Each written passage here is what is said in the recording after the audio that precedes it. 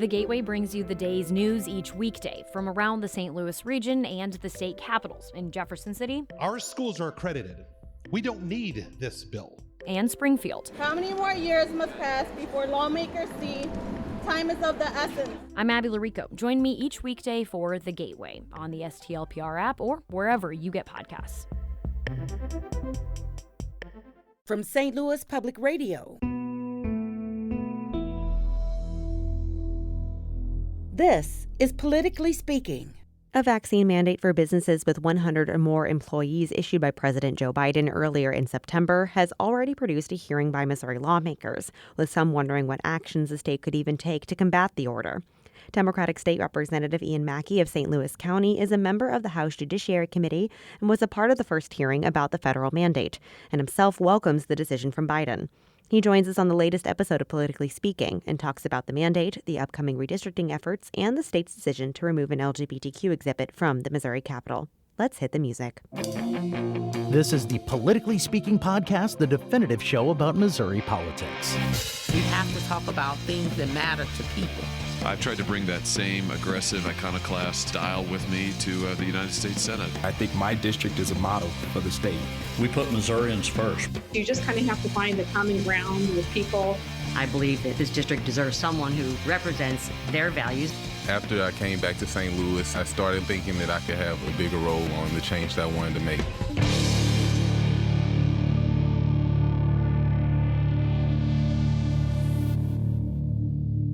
And welcome to Politically Speaking. I'm your host, State House and Politics reporter Sarah Kellogg.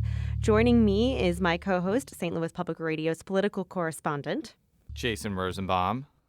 And joining us in the St. Louis studio today, I'm still in Jefferson City, the representative from the 87th District covering parts of St. Louis County, Ian Mackey.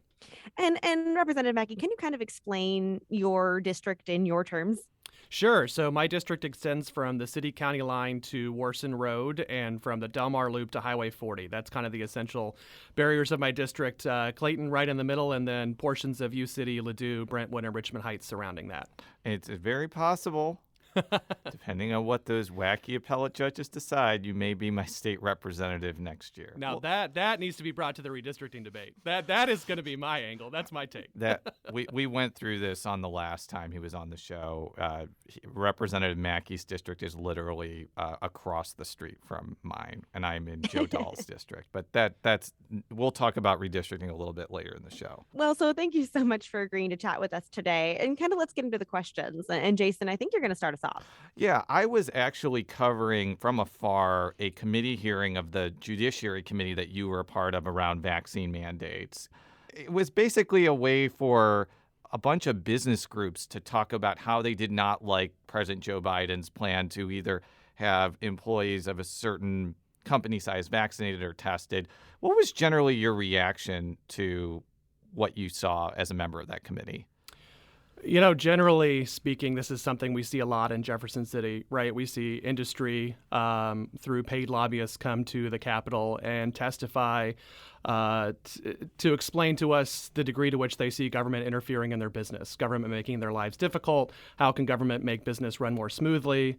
So, you know, not different really to anything else we hear, except that we're talking about a deadly pandemic. We're talking about folks in nursing homes who are at a high risk of dying from this disease, who have either immunocompromised systems and can't be vaccinated, or who are vaccinated but are at a higher risk for a breakthrough infection or a breakthrough hospitalization, because we know that obviously older, frail bodies, the symptoms of COVID, just like any other disease, affect you to a much greater extent. So this did kind of this conversation was sort of separate from the other conversations around what's the role of government in business.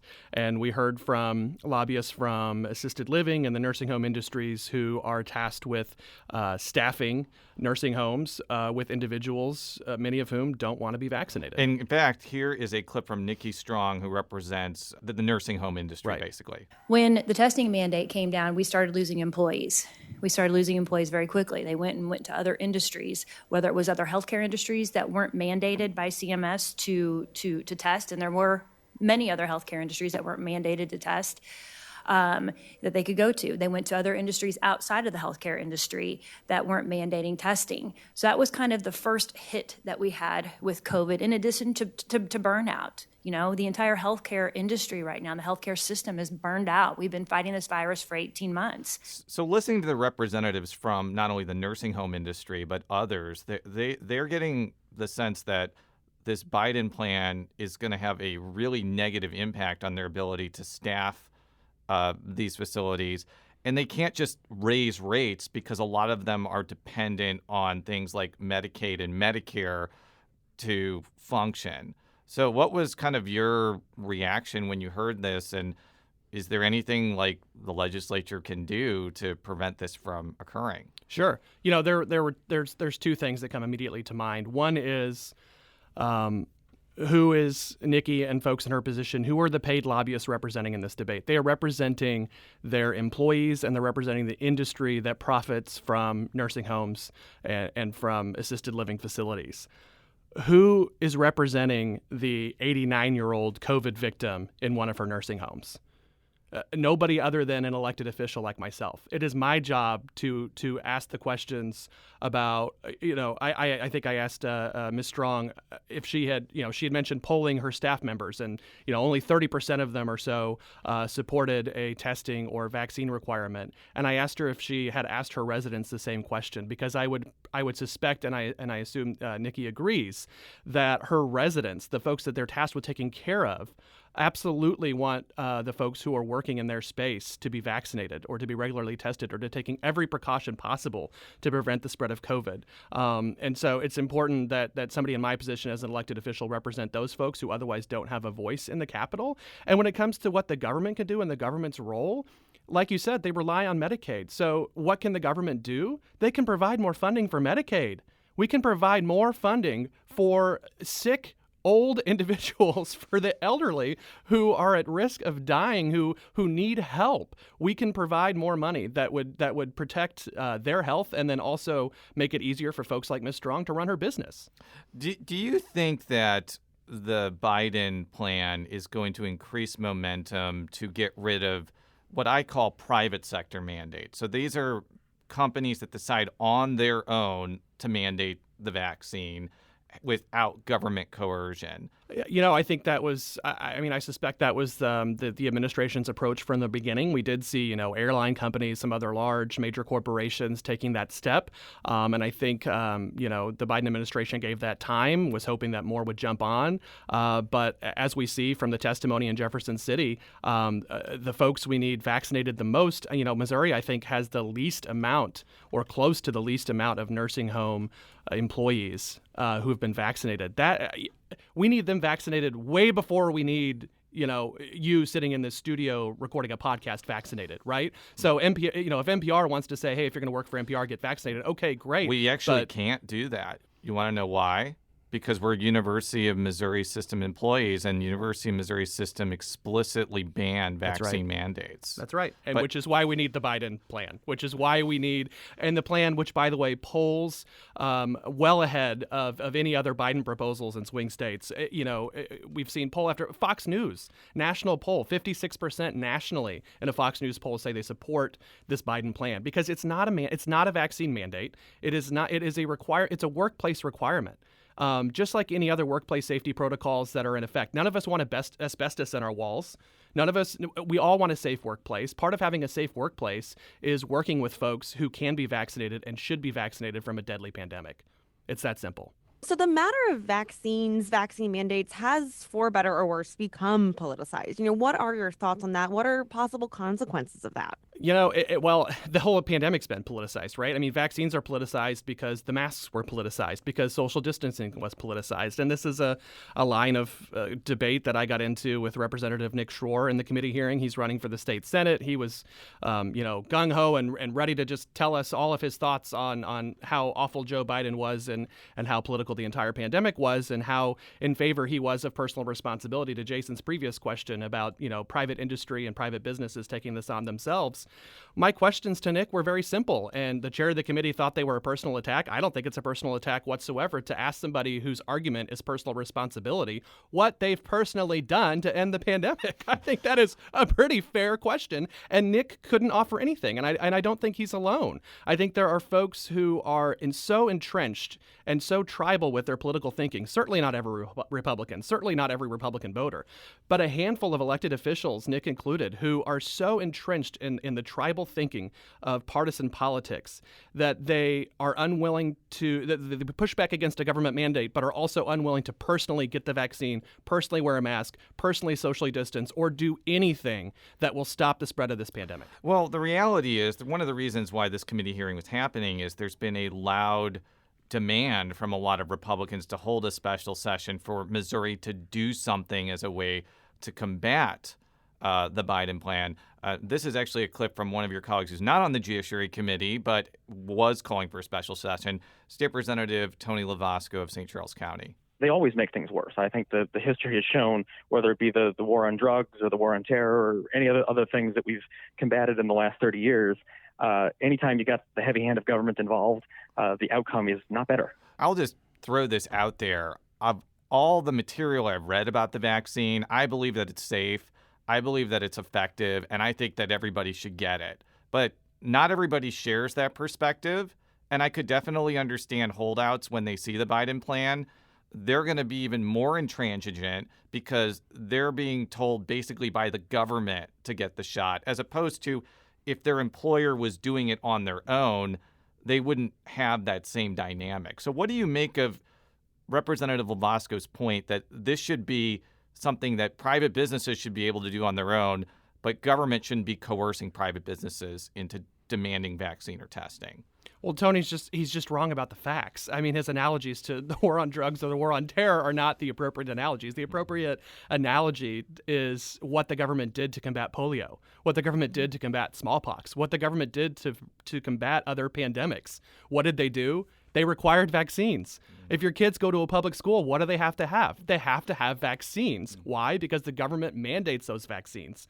Those are the analogies to draw. Do we have polio? Do we have measles and mumps? Do we have smallpox? No. Why? Because the government mandated vaccines. Those are the appropriate analogies. Do you think that there is going to be any legislative push to try to combat the Biden mandate? Well, sure. I think we saw that already.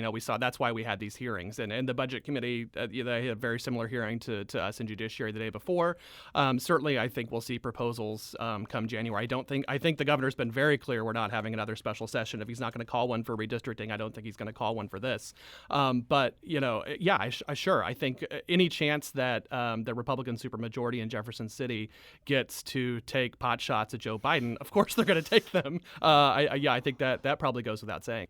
Would it make more sense for Attorney General Eric Schmitt to join other states in filing litigation against this, as opposed to a legislative tactic to go through? Would it make more sense for it to go through a lawsuit versus going through a legislative session? I mean, it would certainly be more effective. I mean, I think the courts they're better suited to address a state's disagreement with the federal government than us in Jefferson City on the House floor passing a resolution, right? I mean, There's nothing we can do. And I'm sure you wouldn't agree with Attorney General Schmitt doing that, right. But there are clearly people in Missouri that do not like this policy, and it seems like it may actually be helpful for people that support this policy to see if it's even legal. And even if Schmitt did nothing, somebody is going to sue over this. Sure. So that to me seems like the likely Missouri response to this, and it frankly seems like an appropriate response. Like, what would you say to that? I mean, anything we're gonna pass in Jefferson City is going to be, the most. It's going to be a laundry list of grievances against the Biden administration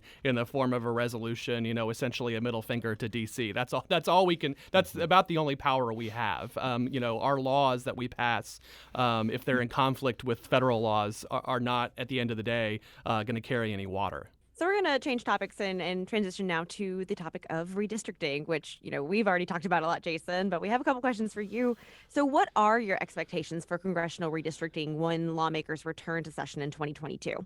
Sure. It's going to be, I think all of us are wondering how the timeline is going to play out with filing for office. There's a number of different scenarios that, I heard from somebody the other day that back in the 1930s, this happened, and Jason's smiling like you might have heard this too. It was at large districts, baby. Yes, so people, there were like 163 statewide elections, and people just voted for the entire legislature. I don't think that's going to happen. I don't think that's going to happen either. But there are so many mechanisms for how to address a late census numbers and in terms of their impact on redistricting. I don't know if the filing deadlines will have to be extended. I don't know if we'll have to run for our current districts for another cycle before getting new lines. I don't know what it will look like.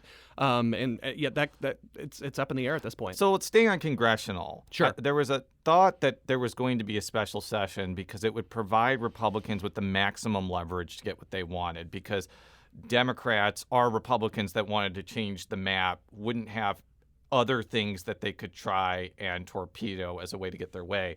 This is actually a clip from your colleague, State Representative Donna Behringer, who theorized that Democrats could actually play a larger role in redistricting than they thought initially this year. You have areas of Jefferson County where the population popped, and they have 3 Congress people, and they don't want 3. They may want 2, or they may want 1. And they're going to be arguing amongst themselves. So the Democrats will matter because they're going to have someone that they're going to have to turn to say, well, this is how we want it. And then the other ones will say, well, this is how we want it. And then we'll be able to say, well, this is how it should be. Yeah, I think that's a very optimistic synopsis. I think that it's possible that happens, but I think that since Republicans have full control over this process, like, they're going to want to do everything to maximize things that help Republicans. Yeah, I think Donna is right in terms of what your average voter is looking for and wants. I think she's right when she talks about voters in Jefferson County preferring a member of Congress represent Jefferson County rather than the southern part having one, the western part having one, the northern part having another. I think she's right in that regard. The where I probably push back is, to your point, I don't think that overrides a partisan interest.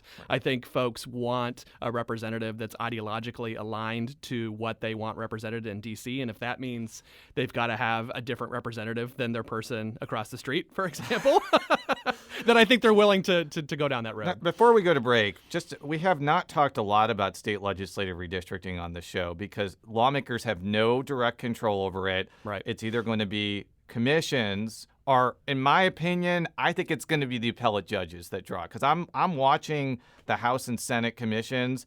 There doesn't seem to be any possibility that 4 Democrats are going to cross over and vote with the 10 Republicans on either one. Right. Is that your expectation too? Are these commissions that everyone is like paying attention to just completely irrelevant to the process, and the judges are going to end up being the ones that decide what your district looks like, maybe in January or February?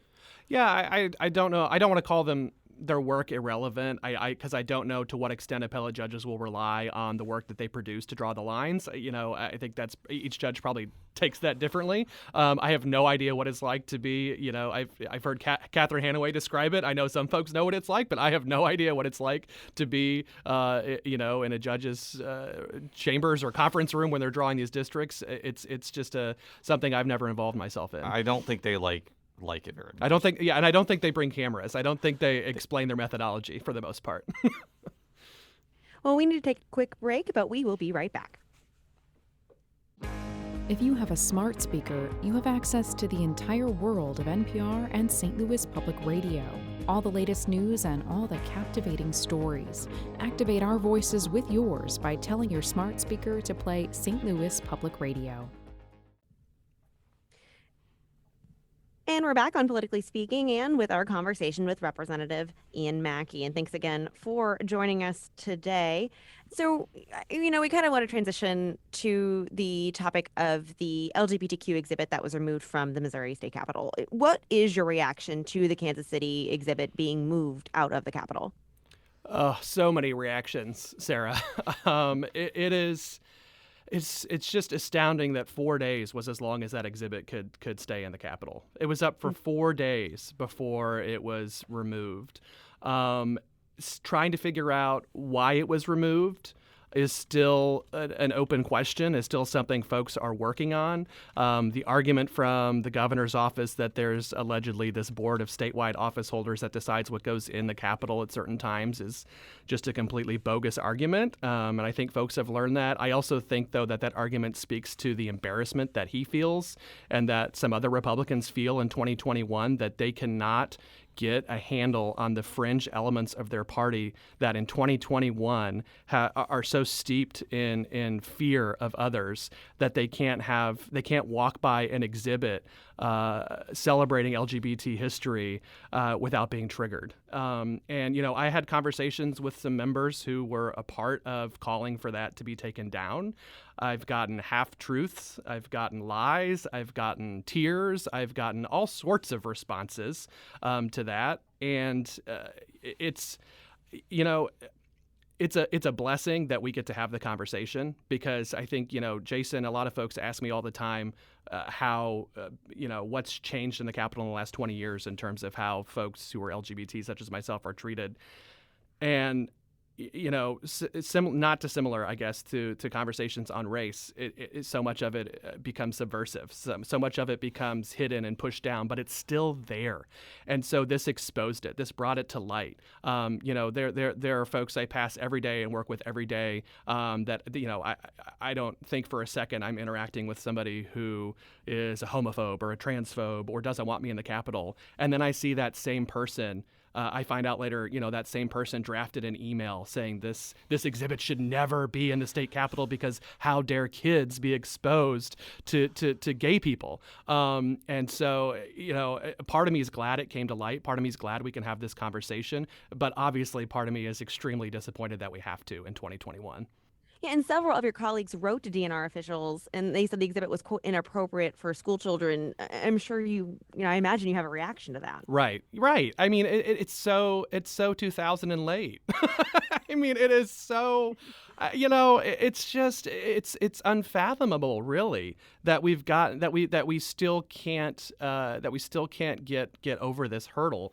And it's so surprising that is the argument that continues to be and that same person, Representative Ann Kelly, who wrote that email, also said that it didn't belong in a state house controlled by Republicans. And I think that's really, every issue, the pandemic, whatever, LGBT issues, every issue we come across is so partisan right now.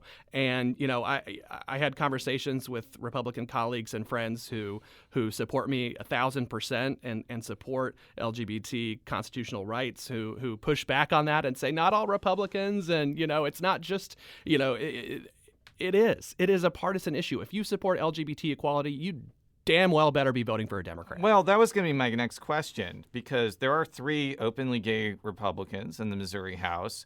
I mean, one of them, Chris Sander, ran as a Make America Great Again Republican, kind of shattering this, what I would consider false stereotype that all gay people are liberal, because they're clearly not. Right. He also voted against he voted in favor of the legislation that would segregate transgender athletes and force them to compete in sports based on a gender marker on their birth certificate. So he's an interesting case. Yeah, fair enough. To be sure. But my point of bringing that up is, it seems like in Missouri, even though there was an openly gay Republican legislator in the early 2010s that came out in rather dramatic fashion, it does seem like that issue had been evolving, in a way that was different from when I started in 2006. Do incidents like this kind of make you think that the Republicans really haven't evolved much on LGBTQ rights? It's there were so many white folks who thought we were living in a post-racial society when we elected Barack Obama, right? I mean, how many white people went out cheering that racism was over when Barack Obama got elected as our first black president? Yeah, a lot of people. A lot of people did, right? And we were checked on that. And what happened in 2016? What happened from 2016 to 2020? Mm-hmm. What happened on January 6th? Mm-hmm. It's 2 steps forward, one step back. Whether you're a parent, whether you're a teacher, whether you're a politician, that's life. 2 steps forward, 1 step back. We had 2 giant steps forward with Barack Obama. That wasn't the end of the conversation. And now we are dealing with all of the white grievance and heterosexual grievance, all of the grievance from folks who exist in society in homogenous bubbles and don't want any sort of change to occur that they view as a challenge or a threat to their existence. Now, this is a question I asked Julie Justice right before she left. Like, this probably is a little bit more of a interpersonal reaction, because when I was in college, like, I got asked occasionally, like, hey, your last name is Rosenbaum, you must be Jewish, answer all these questions about Judaism.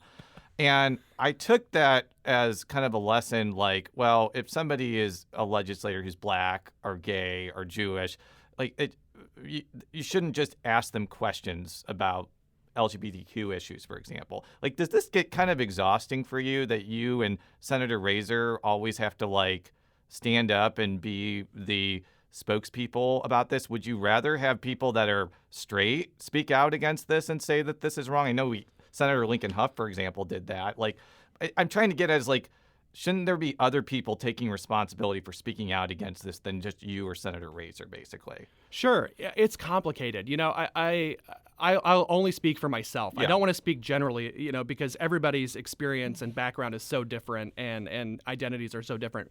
For me, certainly having allies is so important. What Lincoln said the other day is such added value to the conversation. Absolutely. But, you know, I don't get exhausted with people asking me those questions. I don't get offended if they come right out of the gate, because I'm an expert on this issue. I'm an expert on my own identity. I'm an expert on why I fight for certain rights in my community. You know, I have no issue whatsoever having an open dialogue, and I take no offense to somebody wanting to ask uncomfortable questions about gay rights or about the gay existence. And I have several friends who are transgender who feel the same way. You know, transgender rights are under attack in every state almost in the country right now, at least below the Mason-Dixon line. And there are so many folks who are willing to sit down and have difficult conversations. Is it tiring? Is it annoying? Maybe, but is it worth it? Of course. Of course it's worth it. For Republicans, the party as a whole, you know, field accusations of not being inclusive, of not wanting to expand the party. And there have been Republicans saying, you know, we need to be more welcoming. We need to expand this party. So how do events like this, you know, harm that effort? You know, it's a family conversation for the Republican Party. Right. I mean, it's at their kitchen table. It's in their caucus meetings. It's something for them to take on their own. It is not my job to solve for the Republican caucus, the Republican Party, their position on gay rights. You know, I think every single one of them should come out and join the Democratic position on that issue. Mm-hmm. And until they do so, I will tell people, if you care about LGBT rights, you should vote for Democrats. Moving forward to look ahead at the upcoming session, what do you think the atmosphere will be when lawmakers return next year, especially given that there are a lot of issues outstanding that will be contentious? Well, it is an election year, and so election years are always just a little more, I guess, intense than non-election years, just a touch. Lots of, you know, I suspect a lot of it will be internal in the Republican Party. We have so many current state House members who are in contested primaries with each other for the state Senate. So I look forward to kind of sitting in my seat and just viewing a lot of inter-party drama on the other side of the aisle. You're not running for the state Senate? No, I'm most likely right. You know, the lines you go could throw funny tricks your way, but my district looks like it's going to, for the most part, stay similar to what it is now, and I enjoy representing it. But continue. Yes. So just wanted to make sure, but continue. Sure. So yeah, it's I look forward, I think, to watching a lot of, you know, unfortunately, you know, I guess that sounds kind of flippant. I wish we could all get along, right? And actually, you know what? That's the question I get asked the most from people who aren't reporters, you know, is why can't we all just get along, right? And the reason is because of your previous question in the previous segment we just had about the LGBT exhibit, right? I mean, that's why we can't all get along. And so, you know, I think if we were debating the tax rate, if we were debating reasonable conversations around gun reform, if we were debating reasonable conversations around abortion rights, reasonable conversations around, you know, where's the common ground on school choice, you know, all these issues where decent people can come to different conclusions. Instead, we're going to get down there right away, decide how to draw the most partisan districts possible, how to give the biggest middle finger to Joe Biden, how to outlaw all abortions in the state of Missouri and give people $10,000 when they sue a woman who's had an abortion. We're going to tell transgender athletes what sports they they can play and win. Just ridiculous. I mean, we don't even need to go down there. Right? We don't even need a legislative session in 2022. Why don't we just take a break? Why don't we just sit this one out? You say that, but there are a lot of important things besides redistricting and whatever happens with the vaccine mandates. Like, for example, the legislature has to pass a supplemental budget allowing for Medicaid expansion, which, I mean, at this point, I don't really think that you can do anything to stop Medicaid expansion, given that lots of people have signed up. And I assume the governor is going to apply for all the federal money, but you still need to appropriate him to spend that money. So that's probably one of the reasons why you need to actually have a session. We do need to have a year, session. right? I was a little too dismissive. Of course, we need to have a session. Of course, there's bills I look forward to working on. But honestly, though, there's just so much. I can't recall a time that, I've been interested in politics for 15, 20 years now. I can't recall a time where so much legislation with so much negative consequences tied to it has been coming down the pike at one time. So it is really a daunting and terrifying scenario to go into. But you're right. There will be bright spots. There will be silver linings, just as there was last session. And, just like I tended to do the last 3 years, I'll try to put my focus on those. Yeah, what are some opportunities for bipartisan cooperation? And what are some topics or areas where you kind of see that ability? Recently we had an episode on the legislation that provides greater oversight for the religious boarding schools, and that was talked about as like kind of a non-political issue that was a no-brainer. What are some things that you think maybe are no-brainers that wouldn't even necessarily need to be politicized? Sure, and I think anytime we're dealing with protection of kids, I think that's one. We all come together on a routine basis when we realize there's something in our statute that needs fixed that's going to make life easier for kids in our state, and that's where I've spent most of my time and energy. I'm excited and thrilled to be serving on the Education Committee. I put a lot of my work and emphasis on issues involving education, and was able to pass this with the help from Dottie Bailey, pass the seclusion and restraint bill last session. Yeah, that was going to be my next question. You talked about that a lot on the last podcast. How did you end up getting that passed this year? Through a lot of work with folks who had a lot of other proposals around helping kids and tying it all together and saying this is another piece of the puzzle. And House Bill 432 was just full. I had a couple other bills in there around food insecurity. It was full of proposals that make our state so much better for kids. And we said, you know what, we should put all of these together. We all agree that on the whole, these are things we should do. Let's do it. And so we did. Now, I don't know what's going to be happening when you return in January. I think the vaccines are going to be available at least for 5 and up, which I think could change how schools are dealing with COVID. What are some other issues that you think are going to come up in the education realm let's start with things that you think that Republicans and Democrats can agree with and things that are going to become really divisive and confrontational. Sure. I think, I had a bill last session to outlaw suspensions of students in kindergarten through 3rd grade. Speaker Vescovo referred that bill the first week of session. Unfortunately, it sat in a committee all session, but I'm encouraged, hopefully, that we can have a conversation on that next year. The Kansas City School District just announced a few weeks ago that they were eliminating suspensions for K-5 students. St. Louis City did this in 2016. This is, I think, the next step beyond seclusion and restraint to making sure that kids in our schools who we for so long have labeled a problem or have labeled bad kids who are just there to get an education and need support and help, this is something huge that we can do for them. And I know it has bipartisan support, and I'm really hoping that that's something we can get across the finish line. Now, things that will be more controversial. Things that'll be more controversial always evolve around reform of our education system, right? I mean, they evolve around where you find yourself on that long spectrum of what folks either call choice or privatization. I refer to it generally as reform. We had a discussion last session about funding equity for charter schools that currently exist. Rasheen Aldridge really led those discussions here in the St. Louis region. I followed his lead. I got involved with them. I was completely on board with doing that. And so were a handful of other Democratic representatives. At the end of the day, it was both divisive and bipartisan. Yeah, and kind of talking about wanting to not necessarily stay with the status quo, what do you think that there are opportunities for House Democrats to be successful again for this upcoming session? Some bills that you think that would maybe upend the status quo but might see some success? Sure, absolutely. I think, we've had several years now of leadership from Crystal Quaid in Springfield, and she has proven herself to just be an expert negotiator. And for the most part, folks who have been in leadership positions in both parties have done a fairly decent job of working together. And we have, I think, maximized every ounce of leverage that we have as 49 strong Democrats in Jefferson City to both stop what we need to stop and get done what we need to get done. Now, that was a non-election year,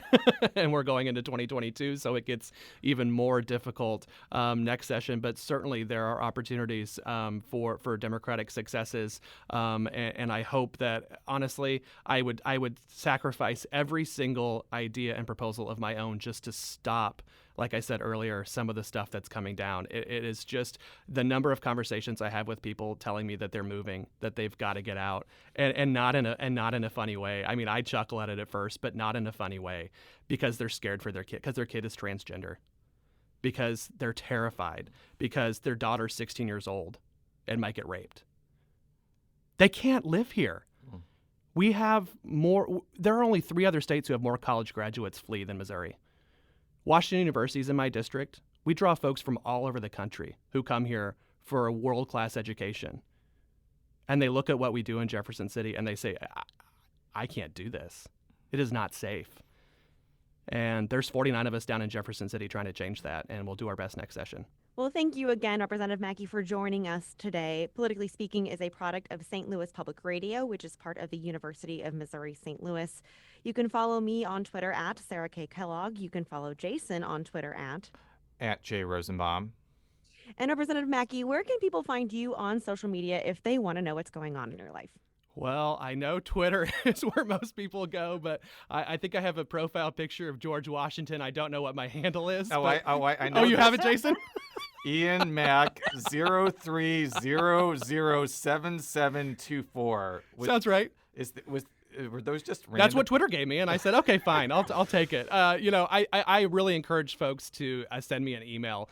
Use my House account, which is published on house.mo.gov. Go to my website, imackey.com, if you want to send it to my Gmail. I spend my entire day on emails. That's how I set up meetings. That's how I respond to folks. You can give me a call, too, if you want. The old-fashioned way is best for me. All right. Well, that's all for now. Until next time, so long.